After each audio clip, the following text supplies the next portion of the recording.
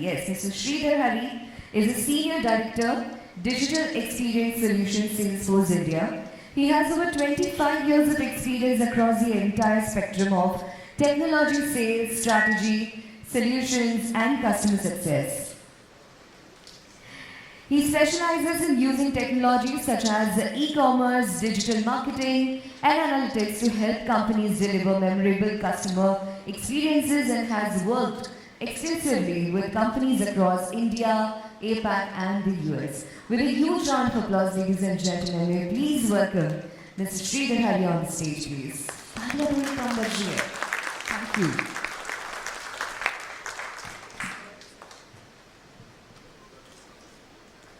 How's everyone doing? Great. This is my second in-person conference in 2 weeks. I can't tell you how excited I am to be back in these, real-world conferences. Meeting people not through a Zoom window, but actually shaking hands and getting to know them a little better and really understanding what's going through their minds. So I hope all of you are as excited as I am. And again, this is again a very relevant topic for the times that we all live in. In fact, the conference that I was talking about last week was a retail industry conference, and one of the big changes that I personally saw was, back in the day, good old retail was all about stores, point of sale, warehousing, logistics. I mean, not that those things are not any important anymore, probably even more important today. But the real, sort of the pulse of the conference was really around customer experience, right? Because I think in today's world, customer experience can sort of, make or break a relationship with your shoppers, your consumers. And I think, more and more companies across the board, across industries are, realizing that this is the one thing that we need to focus on in order to establish a competitive differentiation, right? I could even go to the extent of arguing that everything else can be commoditized to some extent, right? Whether it's an insurance policy or whether you're selling a product or a service or anything else for that matter, I think there is very little difference in the choices that are offered to us as consumers. But ultimately, what makes the difference, when you choose a brand or a company, is the experience, that is delivered to you, right? In fact, there are a lot of surveys which say that experience is actually more important than the product itself. So just think about it for a minute, and I think this is going to be absolutely relevant and very crucial for all of you going forward. So with that, let me just start out again with a note of gratitude. I thank all of you for making time on a busy weekday to be here, and I hope all of you are safe. So like I was saying, again, the statistics are very clear, right? Customer relationship, and especially when it comes to service, in a very traditional definition of what service means, is something that can make or break a relationship. And, and it's not for, any bad reason, right? There are actually companies who've proven that if I'm able to deliver on this, promise of service, it actually has an impact, directly on your, bottom line as well, right? Customers are willing to reward you for the service. They're willing to become brand advocates. They're willing to become loyal advocates of your brand. And that's exactly, the position that you want to be in, right? But at the same time, the title, in case you're wondering where did that come from, maybe a little inspiration from a Hollywood movie title, if you've seen, How to Lose a Guy in 10 Days, it's actually, true, you have very little margin for error, and customers, I don't know how many of you have switched a brand or a product or a service in the last, let's say, 90 days, and if you go back and think about the decision you made to move from product A to B or brand B to C, what is underlying that, that decision to switch, right?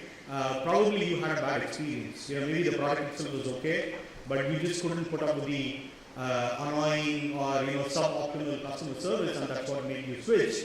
And I think that's something that's becoming a real big problem for customers and brands, and unless they understand this deeply, because many companies that I talk to, they say that, look, I know this is my customer churn rate. I've lost so many customers, but they don't necessarily know why they lost them, right? And I think that's where the sort of the answer lies, and I think technology can help you to understand what those reasons are.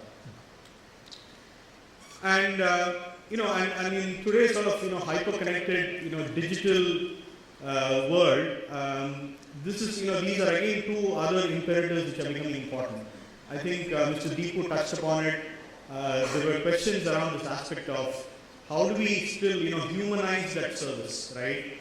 Is it all going to be chatbots and this and that, spilling out standard responses, or is there going to be some amount of empathy and is there going to be any emotion built into the actual service that is being delivered? Is a question that I think customers are asking. And if it is some kind of a lifeless interaction that you're having, it might work for certain situations. It might work for sort of transaction-based information that you're looking for.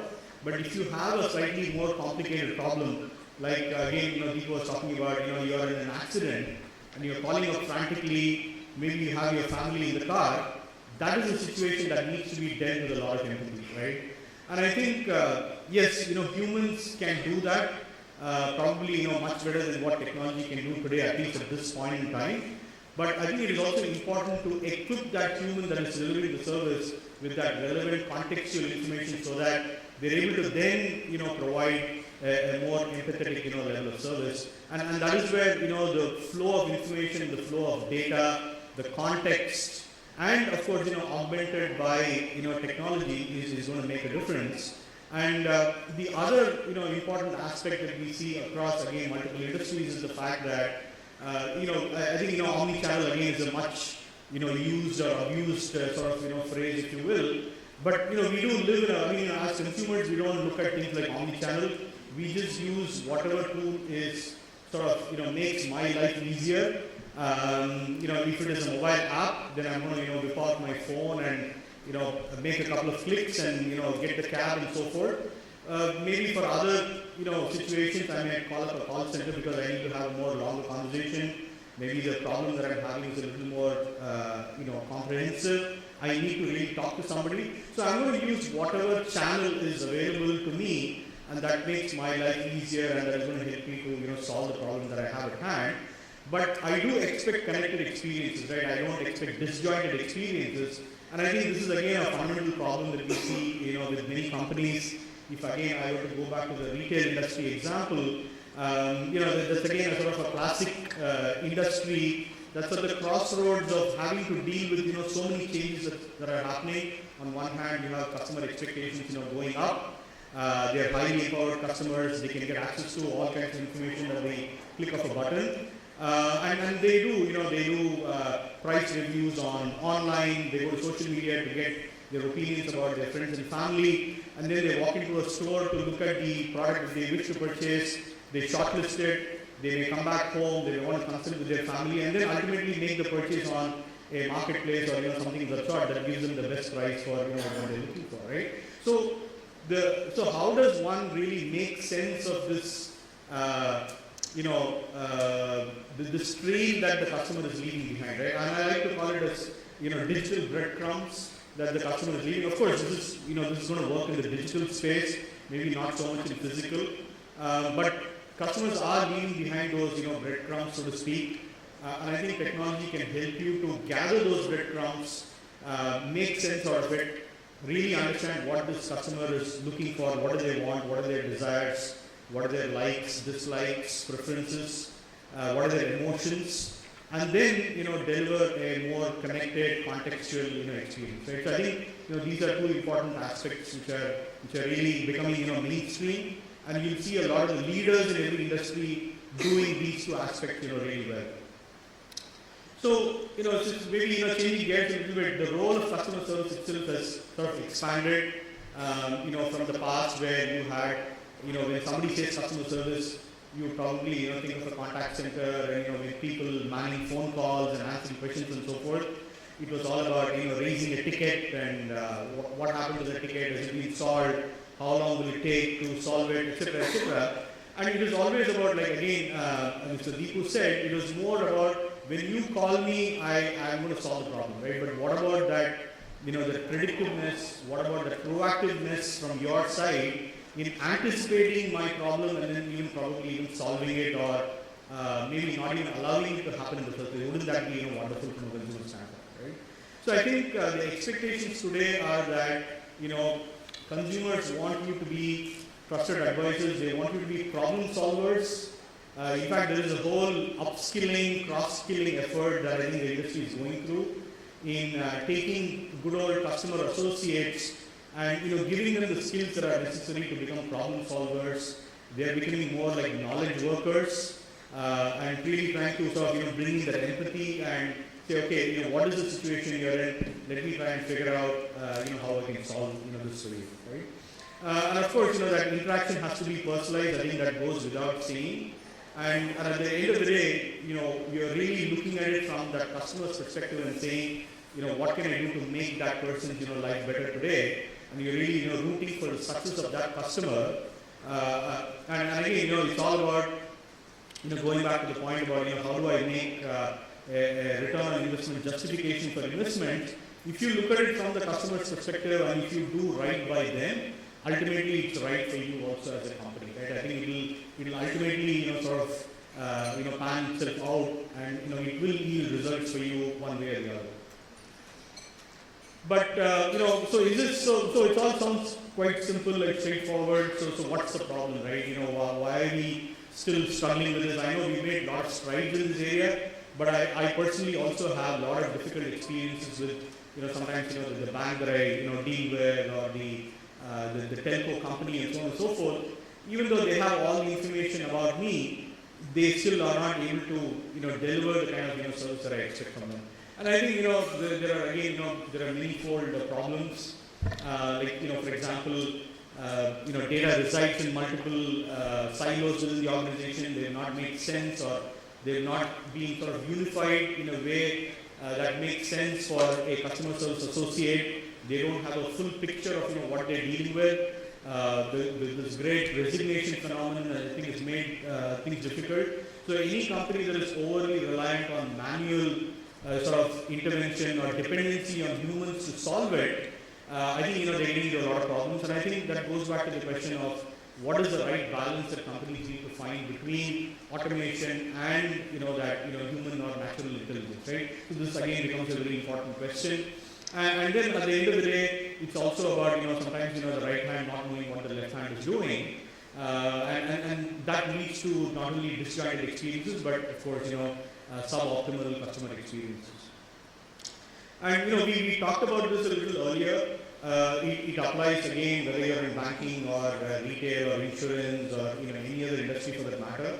The fact of the thing today is that I'm heavily reliant on digital channels, whether to seek information or to do research, to shortlist what I'm looking for, and ultimately to make the purchase decision, receive the product, and then when you continue that to an after-sales service in some cases, the post-purchase part of the process, I'm going to use various tools and channels and touch points that are relevant to me and what makes my life easier.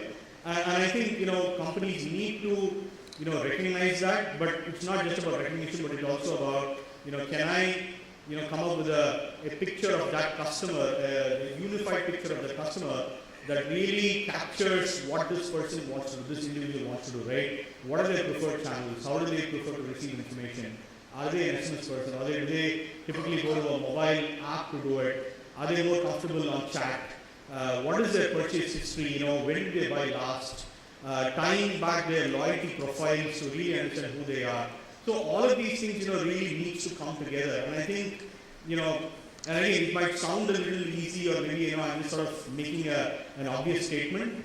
But we do believe that companies who've done this piece successfully, essentially a foundational building block, have gone on to really deliver great service at a later point in time. So it all starts with the basics. And the other thing that I want to leave you today in this presentation is also kind of maybe take a look at your own mindsets in terms of how you approach customer service, right? While the classic definition of customer service is still there, relevant in many industries, but we also feel that the lines are blurring between sales, service, and even marketing to some extent. In fact, I recently read an article about Unilever. Obviously, everybody knows Unilever. They have basically abolished the CMO position, right? There is no, Unilever does not have a CMO. Just think about it, right? Unilever, probably one of the biggest spenders on social media, TV commercials and so on and so forth, does not have a chief marketing officer.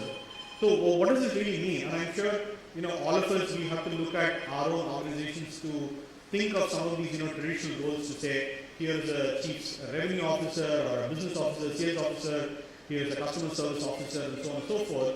And if all of them are working in silos, and it is just not going to deliver a great experience, because the key that we have seen for organizations to succeed in this is to really break down those barriers internally within the organization. I think that's the first step, right?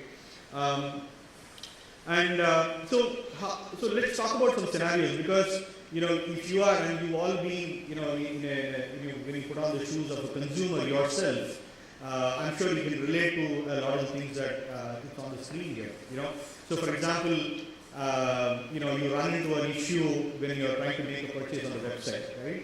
So whose department is this supposed to go to, right? I'm trying to buy something from you, I run into a problem, I need some help so that I can complete the purchase and go on.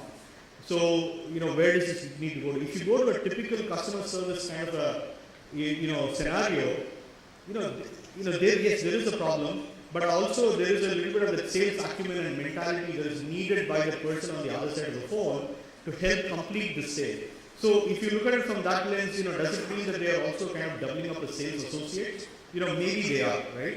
So it's just an example of, how a lot of these things are spanning multiple functions of the same organization, and the customer doesn't care, whom they are talking to. They just want some assistance. They want some help in addressing the issue that they're having, right?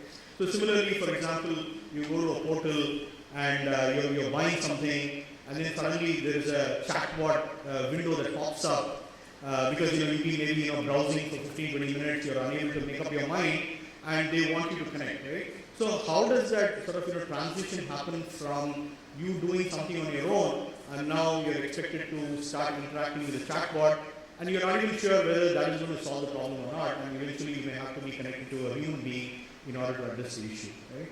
A lot of times what happens is that you talk to somebody, and then that sort of so-called lead or prospect information is passed on to a sales agent, and I'm sure all of you have received calls. They say, hey, you registered some interest on some inquiry form, whatever, and beyond that they have no other context, right? So you have to explain all over again what you're trying to do or what you're looking for, and many times it can be a very frustrating experience. If you're having a busy day, etc. They kind of ask you with this very blank kind of a thing, saying, okay, I just got your number, so I thought I'd call you, right? I mean, they should have a lot more information at their hands before they call you. So again, these are examples. I won't go through all of them, but I think you get the idea, right? It just underscores the importance of multiple, functions within the organization, working closely together, and really having that one customer view in front of them. But each of the functions are looking at it from their own lens. That's completely fine, right? But at the end of the day, I want to look at you as one individual, and I want to try and provide that service or any help you require through that lens, right? So how do you do that, right? So I think this is where I think technology can play a huge role.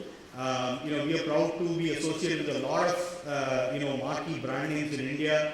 I won't go through all of them here in the public forum. We have a booth outside. Please feel free to come and talk to us. We can share with you a lot of real world examples of the kind that we work that we are doing. But I think the underlying capability that we are equipping a lot of these companies is to provide that one command center, right? Where you have the ability to bring together multiple functions into one single console or window, if you will, and whoever has access to that window really has a, view of that, unified, customer profile. And remember that that customer profile is not a static profile, right? With every single interaction, I talked about those, digital breadcrumbs. So with every interaction at every touch point, that piece of information or that nugget of data ultimately makes its way into that command center, right? So we are constantly, augmenting that customer profile, making it richer and richer and richer. And at some point, you are going to have the ability to sort of, deliver a sort of a market of one, level of service to you, because I have the ability to now, treat you as an individual as you deserve to be, and in terms of taking into account your preferences and so forth, as I said, right? So I think the using that information available at that point in time and making that available to that human agent at the point of need is again, very important. So we do this obviously through mobile devices, field service technology. So wherever that, it's not again, when you are a company, there are many situations where, a lot of your employees are going to be out there in the field, right? They're not sitting in a nice air-conditioned room with access to a laptop or whatever it is. So again, mobile is again a very important weapon in today's world. So all the information that you have available, let's say at a corporate level, needs to be made available, on the field as well, and this is something that we do. But ultimately it all, ties back to the same single source of the truth, if you will. And of course, we live in a sort of a, omnipresent world, if you will. Customers expect you to be, wherever they are, whether it's social media or a traditional website or, your mobile app or through email, SMS, you name it, they want you to be there, right? So companies, sometimes they don't have a choice, but of course you've got to be very judicious in terms of, making those investments, and that goes back to how do you make those decisions? It's only by understanding customers, your customer base at a very deeper level, and then, understanding, where do they want me to be, and then making those investments accordingly. So, so to sort of wrap up the presentation, I'm going to just quickly go through these 5 ways that we have observed that I think companies can do quite easily in order to really change the game. The first and foremost is, I think, trust. I think, this goes without saying in today's world. Customers or consumers are really worried about the data that they provide you. They give you a lot of, personal information, and they expect you to treat that information with utmost care. And I think this has to be really a fundamental, consideration for you. And again, they do reward you, right? If you are trustworthy, if that value exchange is very clear between me and the brand, and if you tell me how you're going to use that information, for my benefit, I'm more than happy to give you whatever you need, right? But if you use that information or sort of, misuse it, then I think, you're going to be in trouble. The second thing is, again, demonstrating brand values. This is becoming increasingly important in the sort of the younger generation or demographic, if you will. In fact, Salesforce, our company, has done a survey which says that almost 50% of consumers that were surveyed worldwide, they're willing to pay a premium for products that are branded as sustainable, right? Not just branded, but I really mean it, right? In terms of the packaging could be a more sustainable packaging, maybe not involving single-use plastic, for example. Maybe the ingredients that have gone into making a product are more earth-friendly and it's good for your skin and your body, for example. So a lot of these, sustainability factors are there. And I think, people, they have these values, and when those values align with the values of the company, they're, more willing to not only, buy from you, but they're also willing to pay more for that product, right? For an alternate product. So I think that's again going to be, very important. And, this again probably is a little bit of a, no-brainer in terms of, how do we collect insights, how do we get at a more granular level of understanding of who our consumers are. This goes back to what I was saying earlier in terms of being able to create a unified view, and then using that information to whoever needs it, within the organization to deliver, a level of service that is differentiated, right? It could be customer service, it could be sales, it could be marketing, it could be anybody, for that matter, but ultimately, they all have that view, and those insights, driven decisions is what is going to ultimately, give you the results that are required. I think I'm kind of running short on time. This automatically leads to loyalty and advocacy. I think it's needless to say that you want to build, champions for your brand, and you want to earn that trust, and you want people telling other people about, hey, I had a great experience with this company. I would highly recommend this, and I think that's the position that you want to be in. And ultimately, it's about those seamless experiences that I think we already talked about, because anything that is disjointed or disconnected will not only lead you to lose that customer's trust and satisfaction with you, but also it will lead you to make a lot of investments which are not going to see any return in terms of investments, right? You'll be pouring in money, but it is not giving you that collective incremental sort of benefit, whether it's in terms of revenue or customer satisfaction, improved NPS scores, whatever it is that you're looking for, you're not going to be able to do as well if you don't deliver that experience. And I think this is one slide to say that this is what we do for a living. We've done this successfully for many companies, marquee brands in India. Please feel free to stop by the booth right next to the coffee bar there, and we'll be more than happy to chat with you. And I want to thank you for your time. Thanks. Thank you so much, sir. Thanks a lot for covering so many important points in such a short time. Thanks a lot. We can take up to 2 questions. Audience, any questions for sir?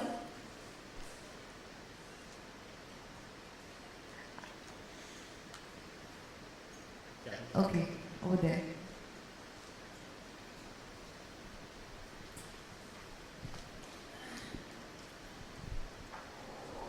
Hi.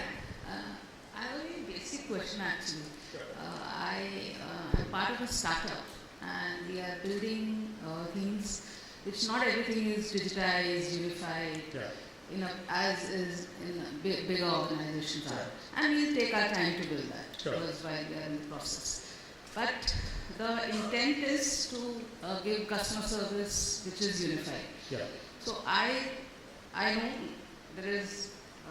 there are systems, there are CRMs, there are other ways in which you can do it. I'm just taking a step back to say, okay, while you are building this process, what is the best way to still do this? Is there a non-CRM tool, digital way of taking whatever you have and kind of integrating it in a smarter, sharper way quickly, rather than building this for 6 months and then arriving at a solution? Yeah, I think that's a great question.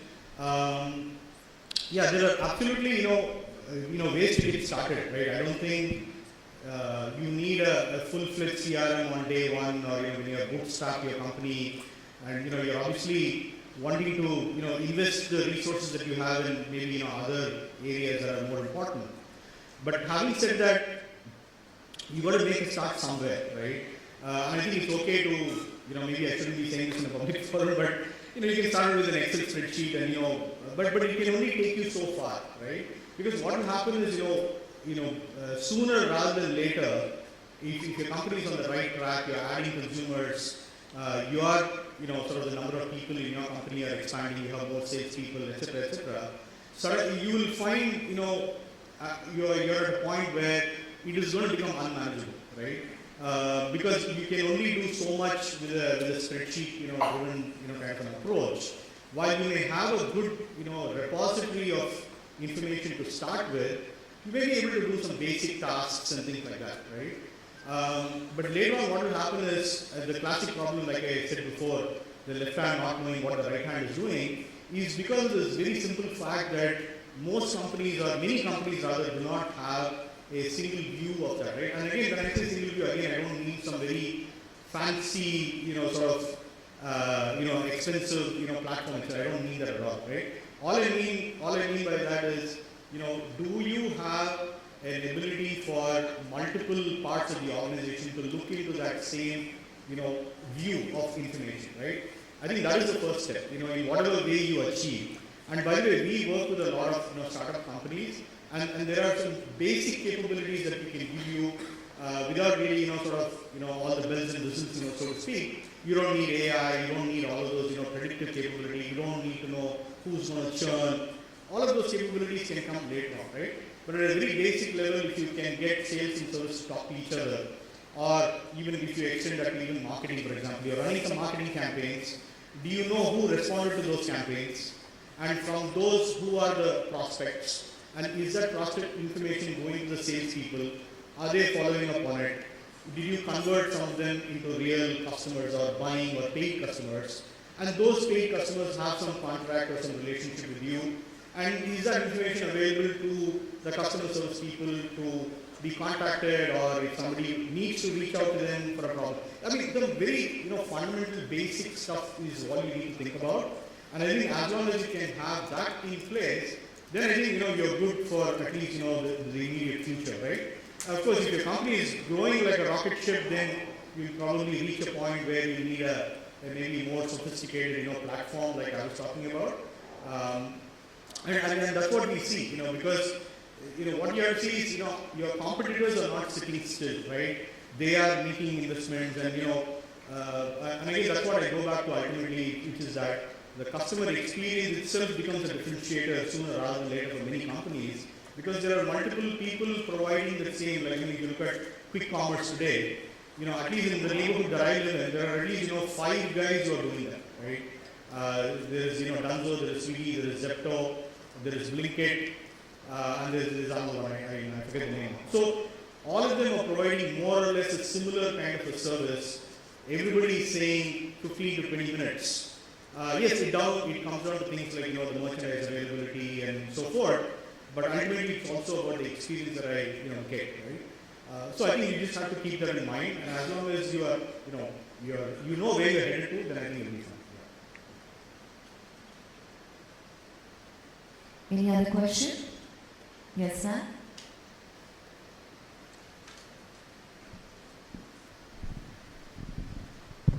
Hi, Sridhar. I think first of all, thank you for a very insightful session. Thank you. What I was keen to understand is that are there any nuances that you have figured out from a customer experience point of view for the rural customer? I mean, we know that 60-65% of India is rural, and what does this landscape really mean for them? So if there are any use cases or any stories that you have to share, and I think that would be really insightful. Great. Let me just think about it for a minute. Honestly, we haven't done a whole lot of work. We have done some work. The one thing that comes up again and again is the sort of the support for vernacular languages. I think that's number one, right? It cannot be a primarily English-driven kind of an interface or whatever it is, right? So I think that is one. And I think we partner with a lot of companies to, like if you take the example of a chatbot, right?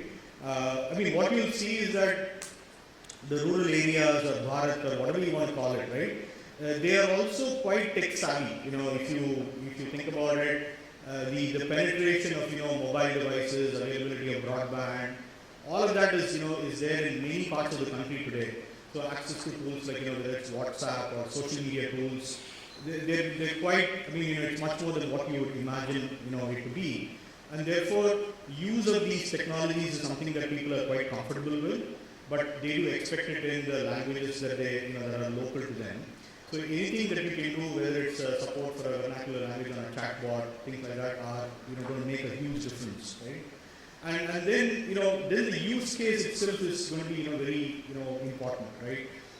We've been talking to a agri retailer where they're saying that look, I have a physical store. Everybody knows about me. Why do I need to advertise or what else do I need to do, right?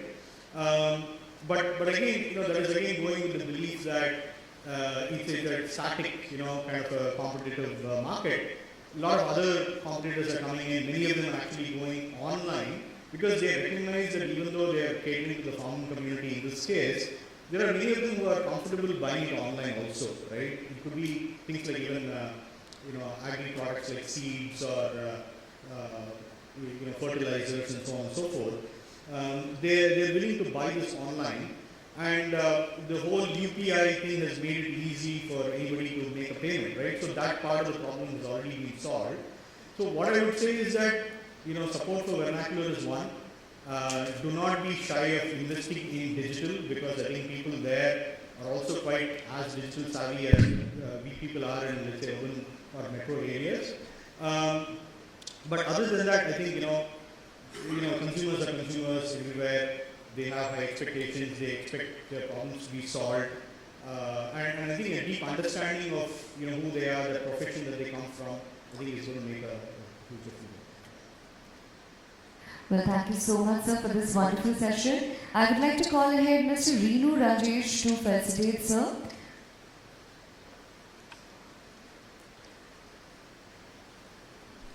Sridhar, sir, this is a small token of appreciation from UBS for this wonderful session, for your time, for your efforts. Thanks a lot.